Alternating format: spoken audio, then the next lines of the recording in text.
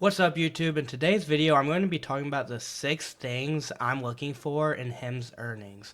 Before I get into it, make sure you guys comment, like, and subscribe, and I'm going to jump right into it. So the first thing that I'm looking for is the Hims and Novo partnership.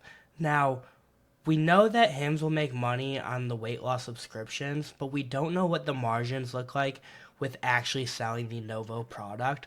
So more insights on the margins that Hims is getting from selling those would be very insightful. On top of this, in only a couple weeks into this partnership, Andrew Dudum came out and said that they are on pace to ship 100,000 plus Wegovy products.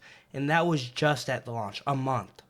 That's just per month. So I want to know a more precise number of what they're doing currently. Are they doing 125,000 plus? Are they doing, maybe 150, 175? Because that was very early on. So it's definitely had time to even possibly scale up more, but nothing else has been said. So I'm going to assume it's still in probably the 100 to 115,000 range if he hasn't said anything else.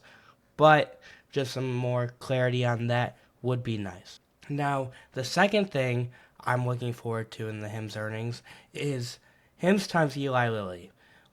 Two different aspects of this really is we know that Eli Lilly is now selling Foundeo on Hims platform.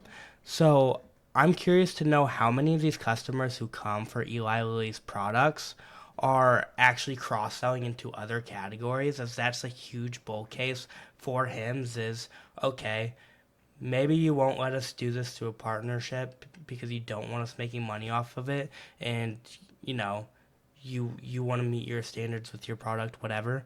um, but well, we just want to offer it because we believe we can own your customer, and down the road we're going to be able to use that to our advantage. And so I want to know how the cross sell is going. But then secondly, I do want to hear Andrew Dudum talk about um, what the possibilities of a Eli Lilly and Hims partnership. Does it seem completely written off? Right now, it doesn't seem like Eli Lilly wants to partner with any of the telehealths. They just want telehealth companies to offer the products. And I think that's a mistake on Eli Lilly's part. And I actually am going to talk about this in this third point. The third thing I'm looking for is Hims and AI. I want to hear their plans with AI. Recently, they announced that they were launching the Hims Labs AI, which essentially, for those who do the lab kits, they have an AI assistant who can help them understand their health insights. If they have a question about, how do I get my blood sugar up, or what should I take to get my testosterone levels in the optimal range? Um, it's to help them with those sorts of questions. And I think as it expands down the road, you could have an AI companion who could, help give you workout plans. They could help you, um, you know, eat better. You could have, the health insights. It goes deep into that. And so I think you're going to continue to feed it this data, as well as you're already going to have a bunch of AI biomarker data, in which it's all going to power a very strong um, AI learning model through machine learning, and it's going to lead to personalized medication, personalized dosaging. I think it could be lead into drug discovery, which would encroach on Eli Lilly because they don't own the customer. Hims owns the customer and will continue to own the customer. And if they get into drug discovery thanks to AI, it starts to become, a Hims owns it all category, and that's my huge bull case for Hims. Is I think that is the end goal, and I would like to, they don't have to necessarily say that. I understand not wanting to show your cards, but just show they're still working towards that because I truly do believe if you can get the customer interacting with your AI, understanding how they're feeling on certain medications, understanding what foods they're eating, and just becoming very personal it becomes a huge data moat that nobody else is going to have the ability to put their hands on. And I think this even expands more once you start, you know, put a little MyFitnessPal into the app. I've put this on Twitter for those who don't follow me on Twitter. Fundamental investing. Put a little, you know, FitnessPal category into the app so people can log what they're eating. Then you know what they're eating. You can help them diet, and then, um, you know, get wearables involved. Then you know their fitness. You can help them find workout plans, but then your healthcare database knows that as well, and it's just powering this strong AI model. And I look at it similar to Zeta and how they've personalized marketing through understanding the customer so well and training that model. I see it the same here. I think it can lead to one of the best AI drug discovery um, technologies out there. And so I'd like to hear more of their plans with HIMS and AI. The fourth thing I want to hear is peptides. Now, peptides, they lack research and they show a lot of promise. And I think it's important, one, that HIMS is first to market because of the high demand.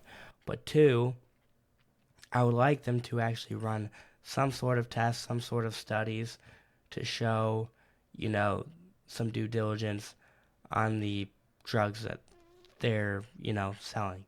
And then three, I don't want them to be marketed like GLP-1s. GLP-1s are way more tested, but I do believe that getting them through a HIMS is way safer than getting them through a black market, and that is why I have been so big on the idea of peptides. Is people want them, people are getting them from places, from vendors in China, and where they don't even know if it's what they're asking for.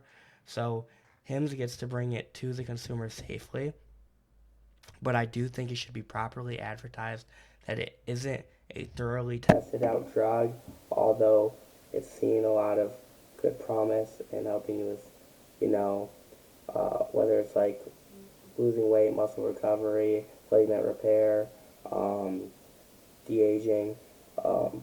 There's a lot of promise with the drug, and this is what we know, this is what we don't. Just be very transparent with the customer, and that's what I hope they are. Because at the end of the day, you need customer trust, and Andrew Dudum has talked about this, and I think he will take that approach based on his recent interview he did, where he talked a little bit on peptides. You know, he talked about having trust, the customer's trust. The fifth thing I'm looking for is hormonal treatment.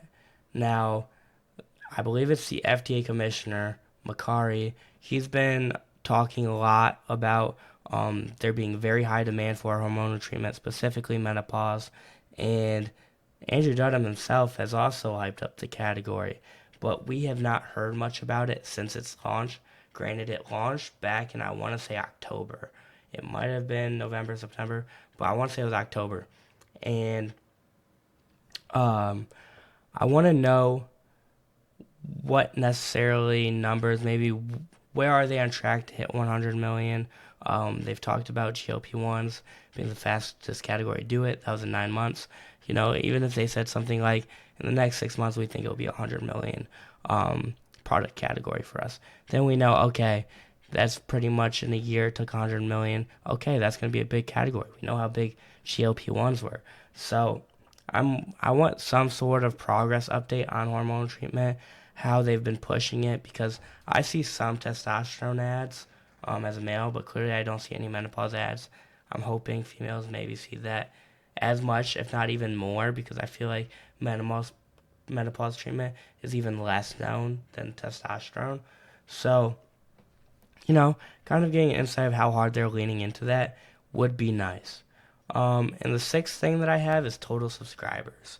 And the fourth quarter, we saw very flat quarter-over-quarter growth, and I expect the same here in Q1. Like I said, I'm not that into whatever results we get. I expect them to be pretty in line with what management said, as they are always meeting their guide at worst, if not beating it.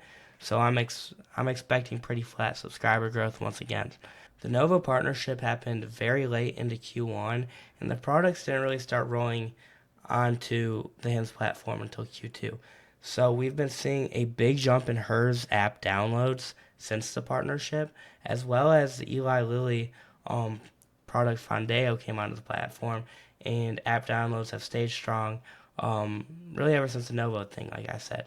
So I want to get an idea of what subscriber growth is looking like in Q2, and I'm not expecting any specific numbers or growth percentage wise, but if they could simply, just say on the call, you know, subscribers were flat pretty much quarter over quarter, but in Q2 we are seeing a large acceleration in subscriber growth since the Novo partnership, and we are very excited for those results.